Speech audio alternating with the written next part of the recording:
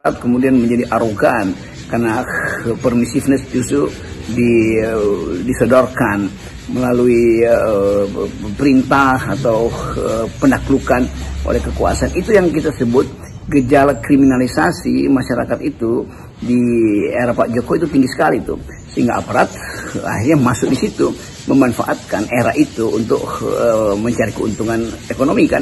Jadi harus juga kita lihat bahwa harus ada radical break, ada pembutusan radikal dari era Jokowi ke era Prabowo. Nah, kalau Pak Prabowo mulai menerapkan semacam etos baru atau seperti etika baru di dalam penanganan kasus-kasus pertanahan, kasus agraria, maka perlahan-lahan tidak harus drastis, aparat akan mundur karena akan merasa bahwa bukan itu wilayah mereka tuh. Jadi semacam perintah etis yang menggetarkan aparat-aparat ini supaya jangan masuk di dalam usaha untuk jadi backing, jadi bahkan jadi calok dari perselisihan antara masyarakat sipil dengan para pemodal kan. Itu wilayah negara sebetulnya yang mesti menentukan tuh mana hak masyarakat sipil, mana yang merupakan hak korporasi. Jangan korporasi itu mengambil alih yang menjadi hak masyarakat sipil. Kan ketentuan hukum dari soal-soal konflik agraria itu dilanggar justru karena di era Pak Jokowi itu tidak ada batas di situ. Yang saya maksud tentu yang paling drastis adalah soal PSN tuh. Proyek strategis nasional yang asal ditunjuk dan tidak ada AMDAL di situ kan. Nah, semua ini diakibatkan oleh keinginan Jokowi mengumpulkan dana sebanyak-banyaknya untuk bermain politik sampai 2029 yang sekarang gagal akhirnya tuh.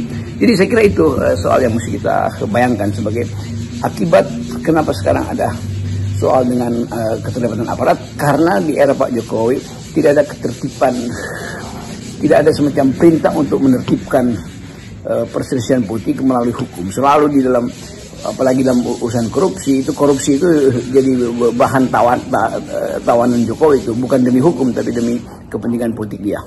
Nah, sekarang kita ngomong di luar soal kepolisian, di luar parcok begitu, media dan juga PDIP menyebutnya.